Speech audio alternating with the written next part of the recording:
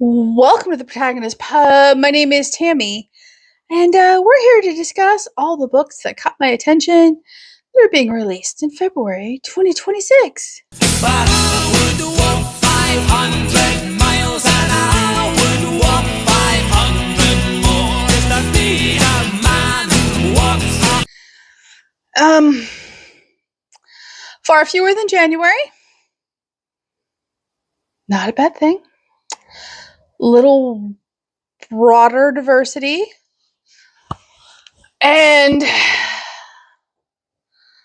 as usual, they reflect my very eclectic, refuses to fit nicely into a box reading taste. So, without further ado, let's talk about the books that caught my attention in January for February, and these should be in release order.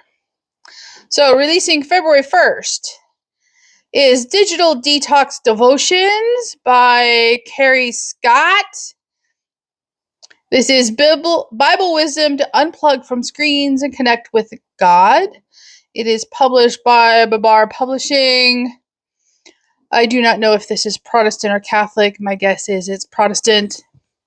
And the cover is delightful. So, and I think everybody needs to unplug on a regular basis. I'll read you the description. Do you ever find yourself staring mindlessly at a screen?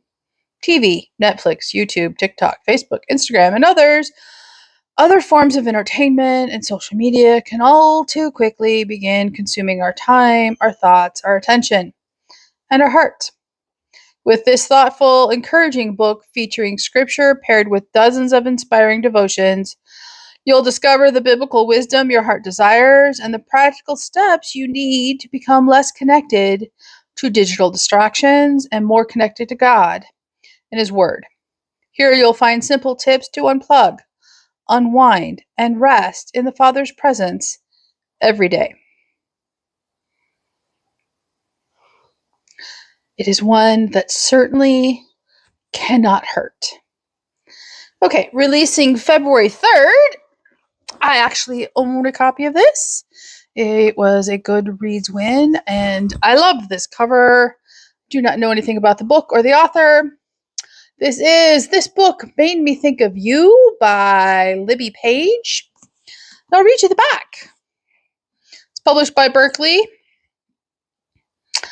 and it is 400 pages.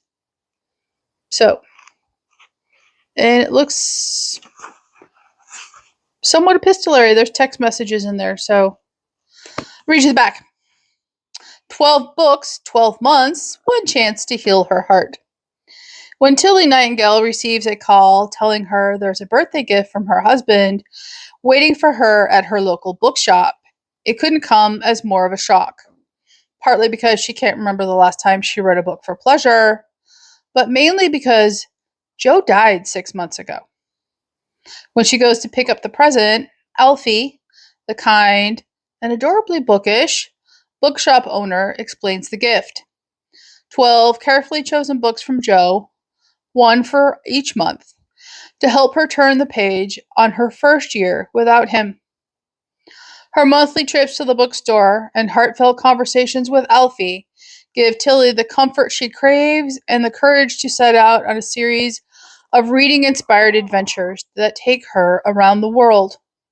But as she begins to vlog her journey, her story becomes more than her own. With help from Alfie, her budding new following, and her friends and family, can Tilly let her year of books show her how to love again? Oh, does this sound right up my alley? So, yeah. I love the fact, I just opened the book for the first time.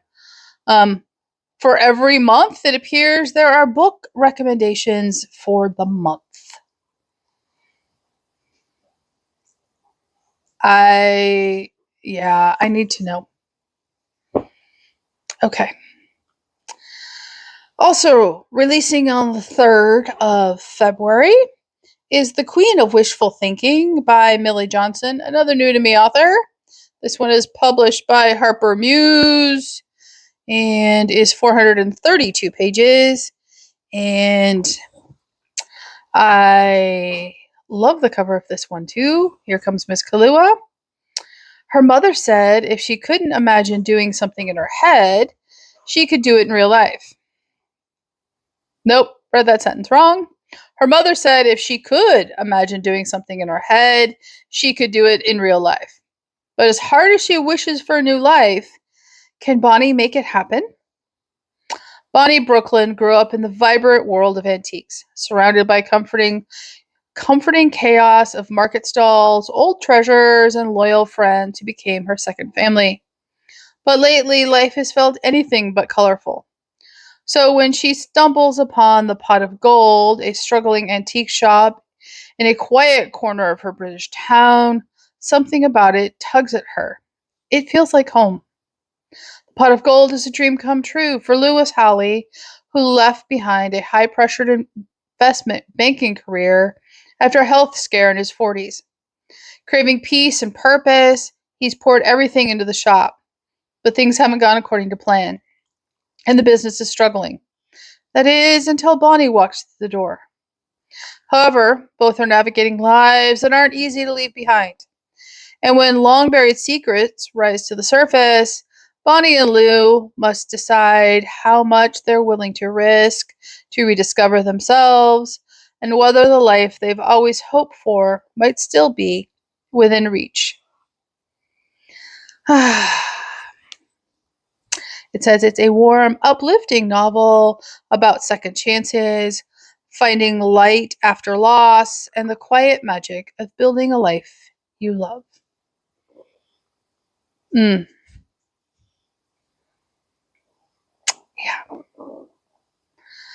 Okay, up next is another nonfiction. This is Hope for Caregivers, a 42-day devotional in company with Henry J. M. Nguyen. Obviously, it's by Henry Nguyen. It is published by InterVarsity Press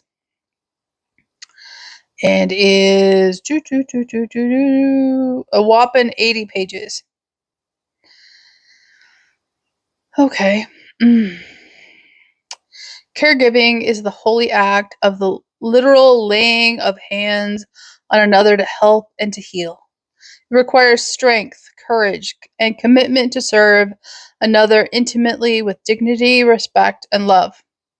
The giving of such care, however, gives the one who cares a glimpse into God's priceless kinetic gift to humanity. This beautiful and important devotional, based on Nguyen's magnanimous wisdom, offers encouragement to those entrusted with caregiving by reminding them what they are doing plants roots in the eternal. Even in the hidden or lonely recesses of servitude, caregivers are seen. They matter, and they are upheld by the right hand of God. Caregiving too often is reduced to a list of tasks, doing the things that another individual cannot do independently.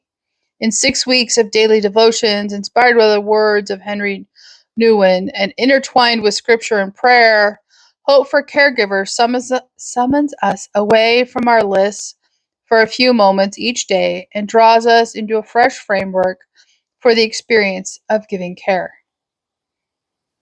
It sounds like one of those books everybody needs because at some point we all end up doing caregiving. And this would be a Catholic devotional. I just double checked. So there you go. And it's one I need to add to my repertoire. Okay. Up next is, did I say? Hope for Caregivers releases the 10th of February. Okay. On the 12th of February is the second book in a series that is The Floating Venice Bookshop by Annabelle French. I love this cover. This is obviously a romance. It's 384 pages. Hi, Kahlua. Everybody can only see the back of your head. Why don't you curl up?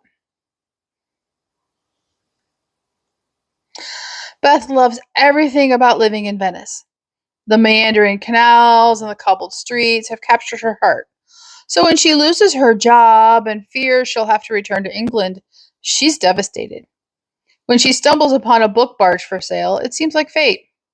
Beth has always dreamed of opening a bookshop that combines her two passions, art and books. She just needs to be brave enough to take the leap. Enter Marco, a gorgeous, passionate Venetian art promoter. Their chemistry is instant and electric. But Beth needs Marco's local knowledge to launch her business, and the last thing she wants is a distraction. However, as they work together, it becomes clear how hard it is to ignore the sparks flying between them. The closer they become, the more their attraction grows. Soon they'll have to choose. Should they face their fears and give love a chance, or walk away forever? I'm looking forward to that one tremendously. Okay, also releasing the 12th is The Violin Maker's Secret by Evie Woods, another new to me author. And this one does not have its page count listed. Okay. I love the cover, by the way. I love the violin around the house. On any given day, there are thousands of items slowly gathering dust in the lost and found of Heathrow Airport. Unknown to anyone, hidden among the clutter is a very special object that can change the fortunes of those who possess it. A violin of rare beauty and power. Now, as if by chance, it has fallen into the hands of three strangers. Baggage claim Devlin, retired teacher Walter, and appraiser Gabrielle have nothing in common. But can these three unlikely guardians unlock the secrets of the violin? Okay. Sounds like a little bit of magical realism. I'm here for it. And on the 24th of February, which is like by far the publication heavy day for me in February, is The Heir of Whitestone by Catherine Coulter. She is one of my favorite romantic suspense authors. And this is, I believe, a standalone. It is 400 pages on the nose. A brilliant young innovator with a mysterious past and a boldly sharp-witted lady uncover deadly secrets. And #1 New York Times bestselling author Catherine Coulter's thrilling new Victorian-era romantic mystery, filled with daring escapes, exciting twists, witty humor, and characters you won't soon forget. When Alex Ivanov was 12, someone tried to kill him. Now, 11 years later, they still want him dead. England, 1842. Queen Victoria reigns. Buckingham Palace is overrun with rats, and the streets of London are filled with intrigue. Alex Ivanov is a brilliant young innovator, designing cutting-edge train engines. But Alex has a secret. He really isn't Alex Ivanov. As a boy, he was pulled from the Thames, presumed drowned, with no memory of who he was.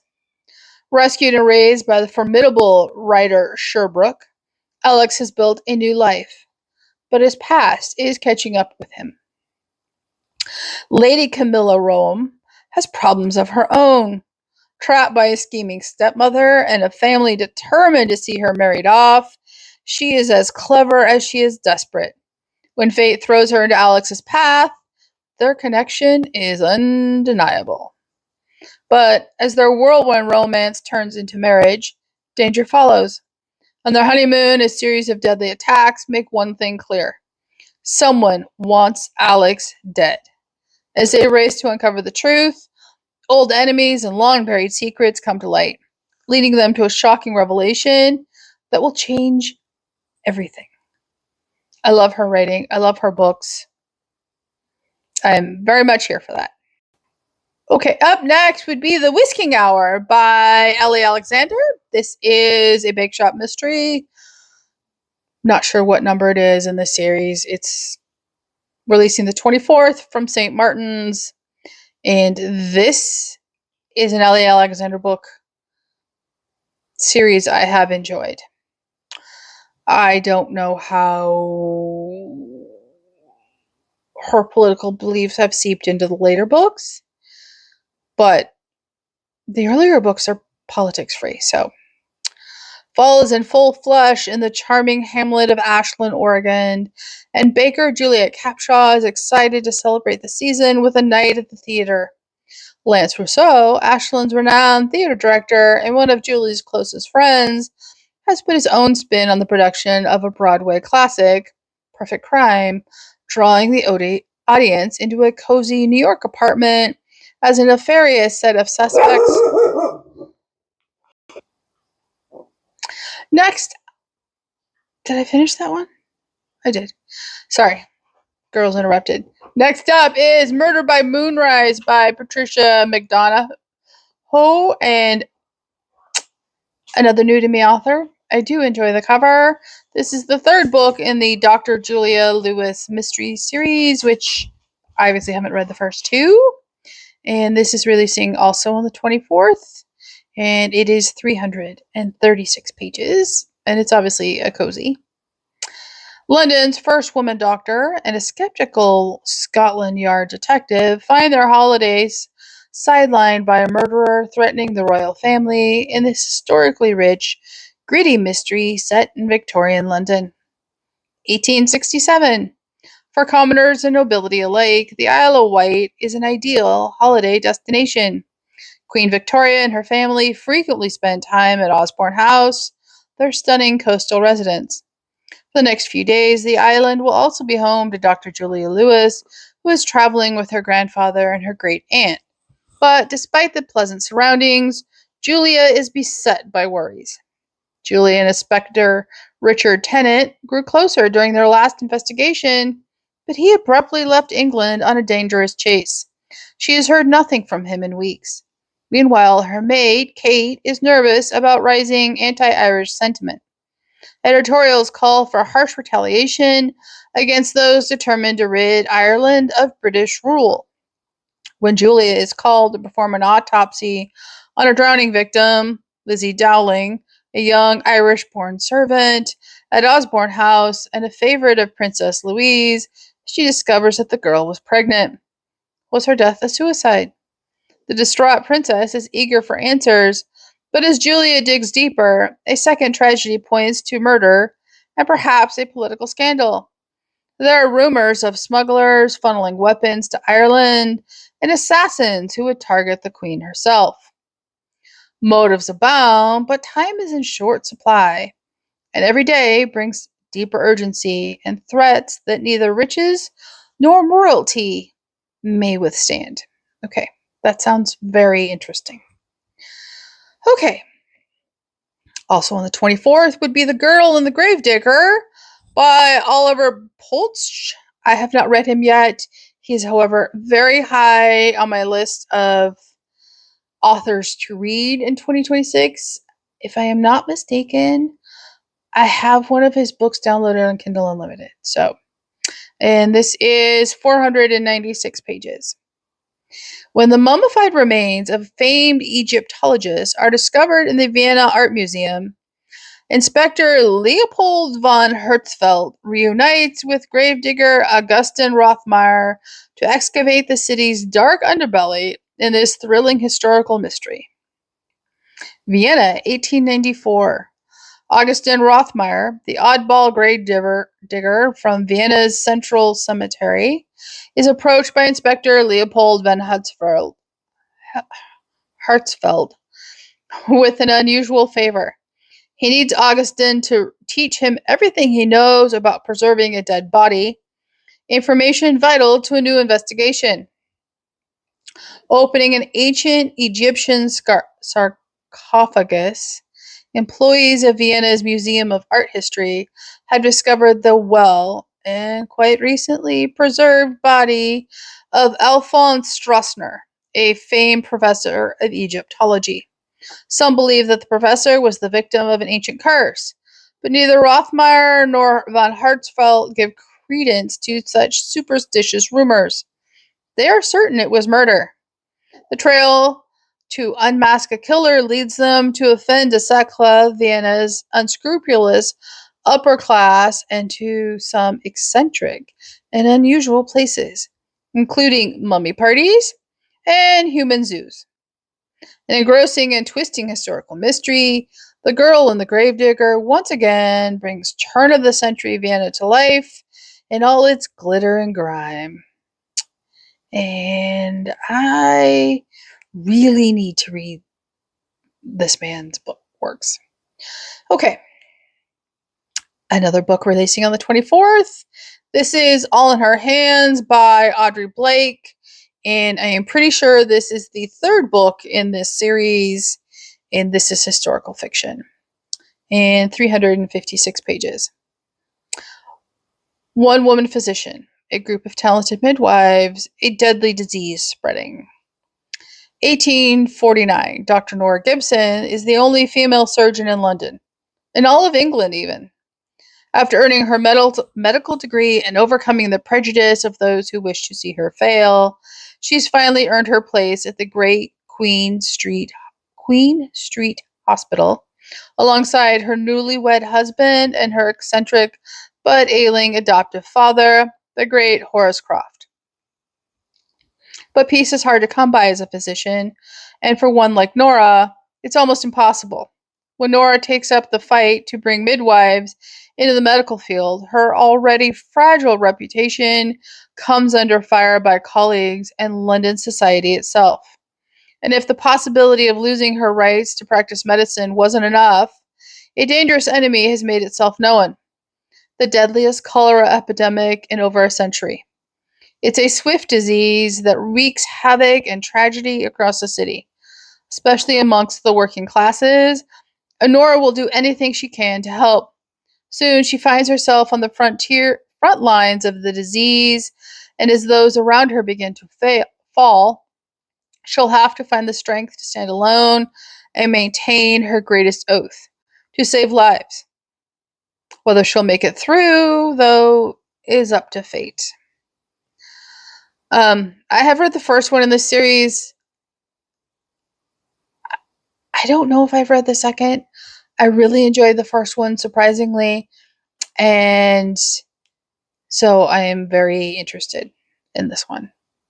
Okay, up next, I love the cover of this book. This is A Crown of Stars by Shauna Abb. It is releasing on the 24th as well. It's historical fiction. I have one book from her. Haven't read it yet. It's sitting on my shelves.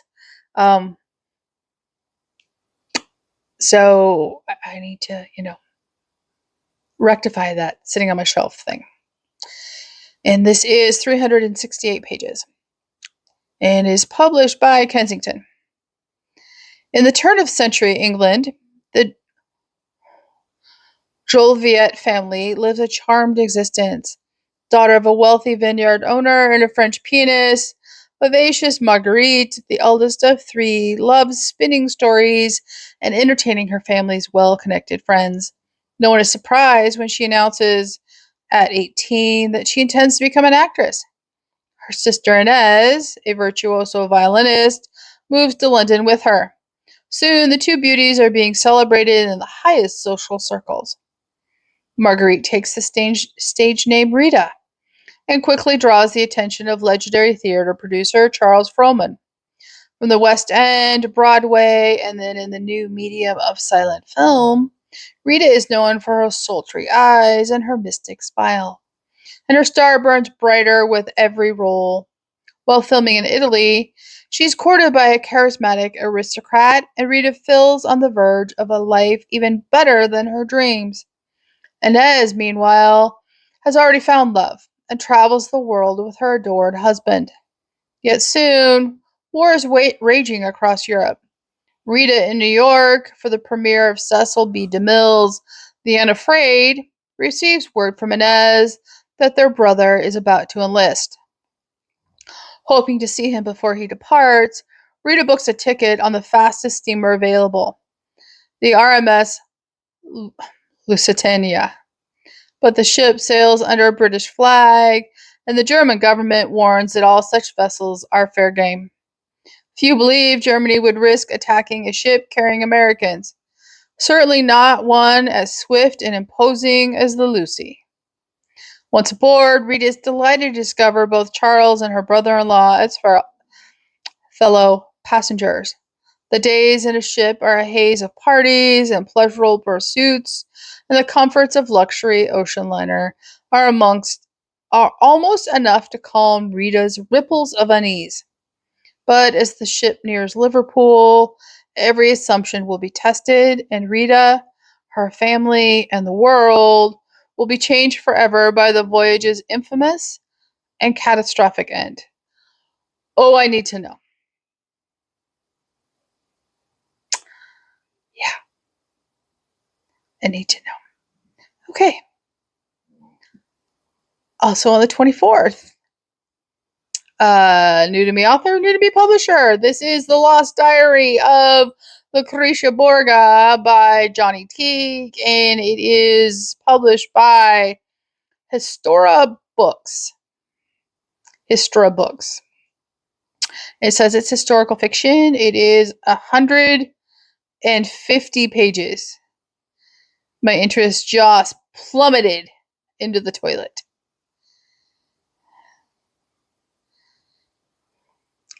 Okay.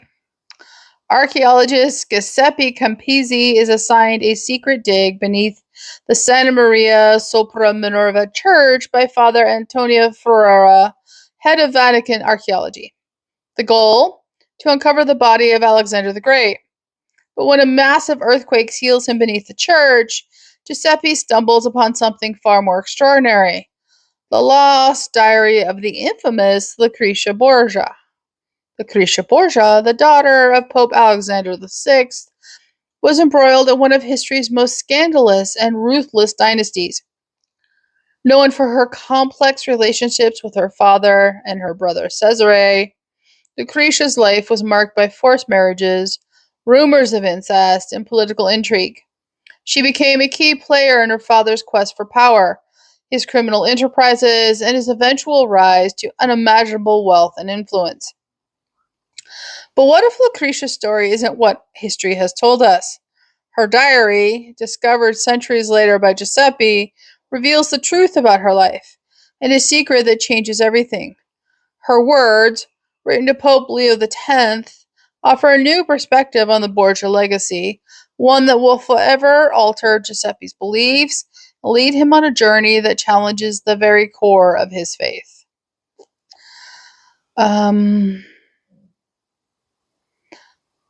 Okay, I'm just got a little commentary here. Her life is far too complex to handle in 150 pages. So either that page count is wrong by a lot, or it's a very surface level novel. That's all I'm going to say about that.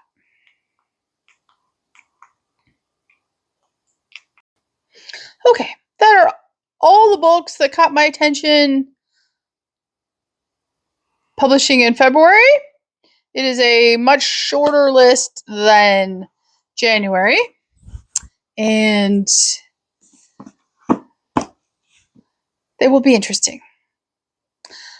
If you are interested in any of these, please let me know in the comments down below. Like and subscribe, and may February be a great reading month for all of us. I will see you here next time at the Protagonist Pub.